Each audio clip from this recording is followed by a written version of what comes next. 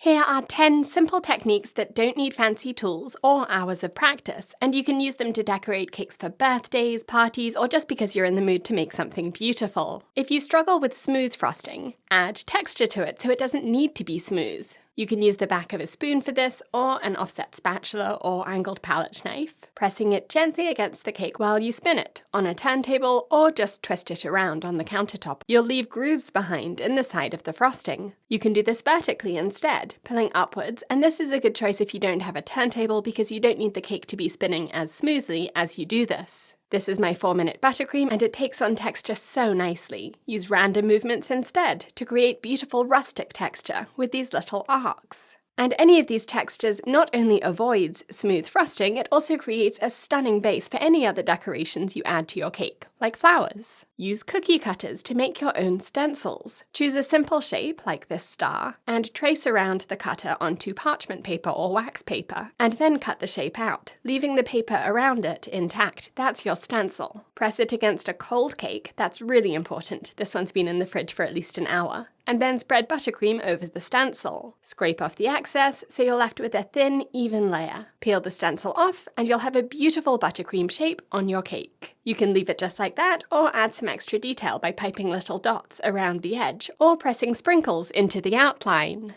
After frosting a cake, spread or pipe a thin layer of another colour or flavour around the bottom of the cake. Use the tip of an offset spatula or palette knife to swipe this buttercream upwards, in a diagonal, all around the cake. You only need really light pressure for this. This is a quick way to decorate a cake with a simple colour scheme. To get sprinkles inside your frosting, after assembling your cake and giving it a crumb coat, which is this thin layer of frosting to trap any crumbs that come off your cake, pour sprinkles into your bowl of buttercream and mix them in. Spread this sprinkled buttercream to cover the cake, and as you smooth it, you'll notice sprinkles dragging around with your cake comb and leaving trails behind. Spread more buttercream over those trails, and also any indents or gaps or shallow areas in the frosting, and then scrape around again, and again, and again, until the frosting is smooth. This sprinkled frosting is so eye-catching. For a border to give any cake some more height, spoon some buttercream into a piping bag fitted with any star-shaped tip.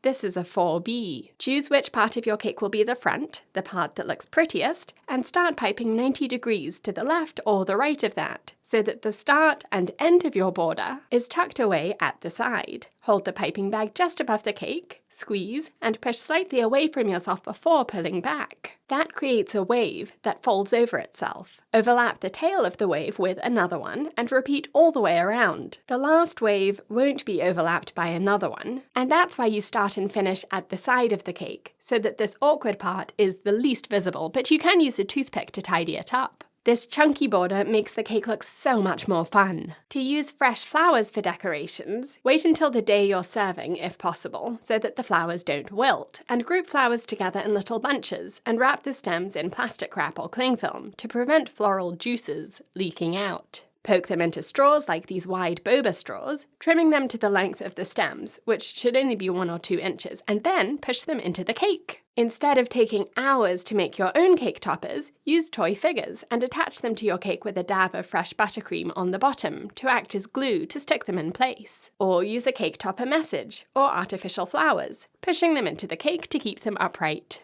Here's another piped decoration. This is a 1M star tip, and after chilling the cake to set the frosting, pipe a spiral of 1 loop with another one on top, swiping away at the end to leave these pretty swirls on the cake. It's best to put the cake in the fridge for at least an hour before you do this, so that the weight of the piping doesn't cause the frosting underneath to droop or bulge. This is an attractive way to guide portion sizes. If you need a cake to serve 10 people, pipe 10 swirls and slice on either side of each swirl. Maybe the easiest way to add decorations to the top of a cake is to press chocolates down just after frosting the cake while the buttercream is still soft and sticky. These are Ferrero Rocher balls for my chocolate Nutella cake, and they stick to the soft buttercream frosting easily. Let's combine the last 2 easy cake decorating ideas with this one. Arrange cookies or macarons on top of a cake so that they stand upright and go up to the edges of the cake, and so that they're spaced evenly apart. And then adding more into the gaps between the cookies. Now for the fun part. Pipe swirls between them, going out to the edge of the cake and all the way up to the cookies or macarons on each side.